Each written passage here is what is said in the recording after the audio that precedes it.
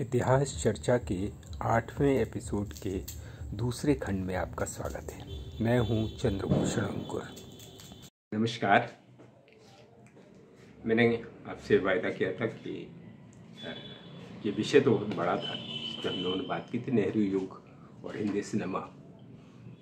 तो उसी चर्चा को आगे बढ़ाते हुए मैं नेहरू युग के जो दूसरे सर्वाधिक महत्वपूर्ण या प्रतिनिधि फिल्मकार हैं वो राज कपूर हैं। और राज कपूर के बारे में मैं बताना चाहूँगा कि राज कपूर की पैदाइश तब के अविभाजित भारत में पेशावर में हुई थी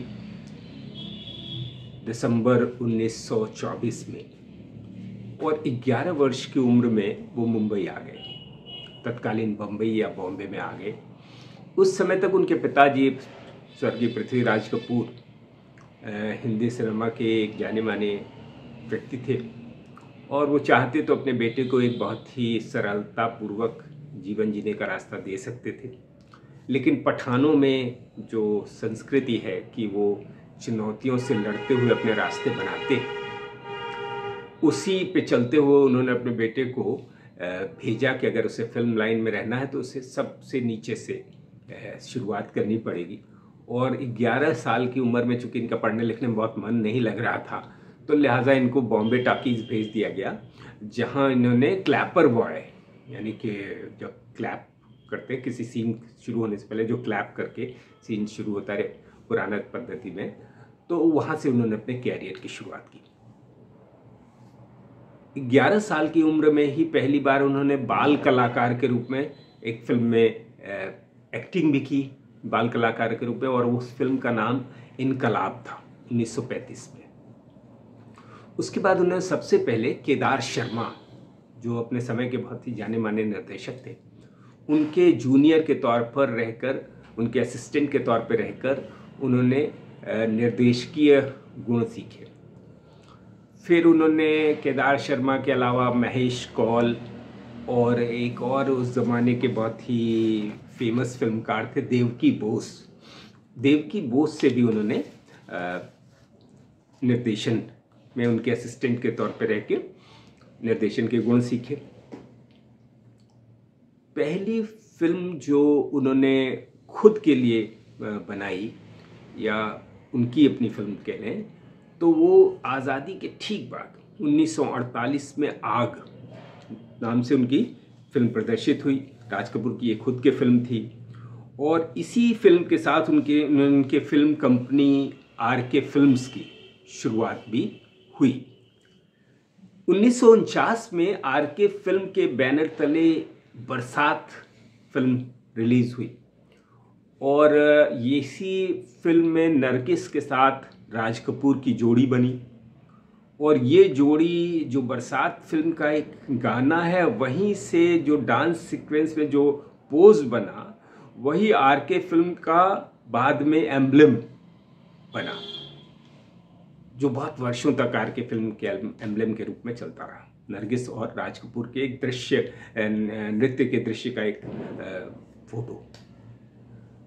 तो राज कपूर को भी मैं नेहरू युग का सबसे प्रतिनिधि फिल्मकार मानता हूँ, क्योंकि राज कपूर के पूरे फिल्मी कैरियर को आप गौर से देखेंगे तो आप पाएंगे कि राज कपूर की एक आंख नेहरू की नीतियों पे रहती थी, नेहरू के आदर्शों पे रहती थी, नेहरू के सपनों पे रहती है, और दूसरी आंख बॉक्स ऑफिस पे रहती है कि उनकी फिल्म कितना मुनाफा कमाएगी। ऐसी फिल्में जो मुनाफा भी कमाएं और स्वदेश्य भी हों, इस तरह की फिल्म के बनाने वाले वो बहुत ही जबरदस्त फिल्मकार हैं।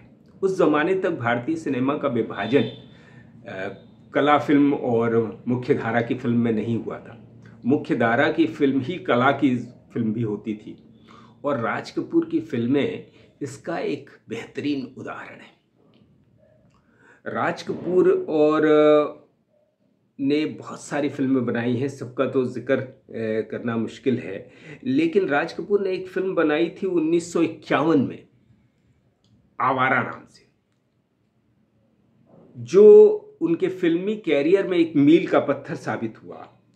ये फिल्म सिर्फ हिंदुस्तान में ही नहीं हिट हुई, बल्कि ये रूस में भी बहुत हिट हुई, और तमाम समाजवादी देश जो रूस के खेमे में थे उनमें भी ये फिल्म रिलीज़ हुई। भारत के बाहर रिलीज़ होने वाली राज कपूर की ये पहली फिल्म थी, और इससे राज कपूर को अभूतपूर्व लोकप्रियता मिली।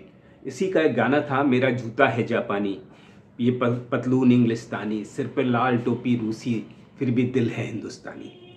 तो एक साथ कितने देशों में, मेरा जूता है जापानी, ये पतलून इंग्लिस्तानी, सर पे लाल टोपी रूसी, फिर भी दिल है हिंदुस्तानी। और इस फिल्म ने अभूतपूर्व लोकप्रियता हासिल की। आज भी आप किर्गिस्तान चले जाएं, उज्बेकिस्तान चले जाएं, और पुराने यूएसएसआर के से जो विकसित हुए देश हैं, उन सब में जिस भारतीय फिल्मकार को ज़्यादातर लोग जानते हैं वो राज कपूर है।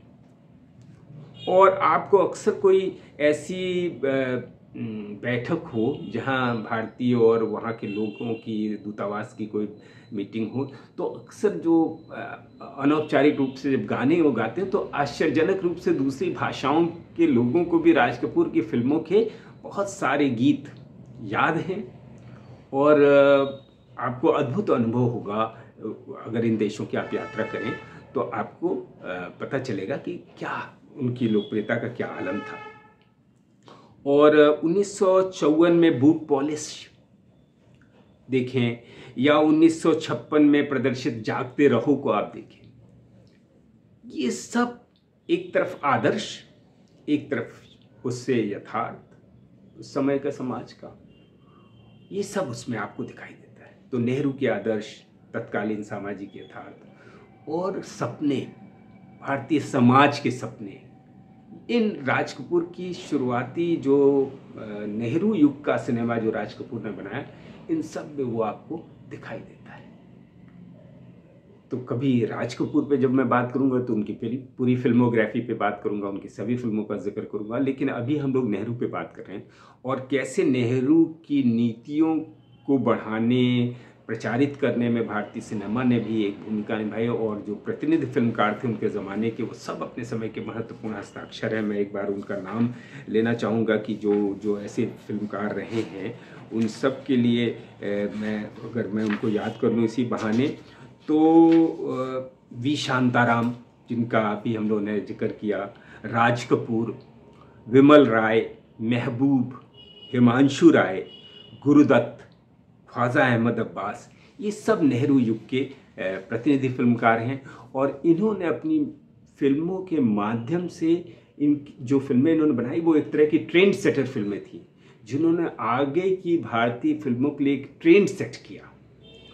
और बहुत दिनों तक, जब तक कि प्योर मनोरंजन की बात नहीं की जाने लगी, तब तक भारतीय सिनेमा उसी ट्रेंड सेटर फिल्मों के रास्ते पर चलता रहा है। और ये नेहरू का कंट्रीब्यूशन है, या नेहरू का हिंदी सिनेमा पर ये प्रभाव है।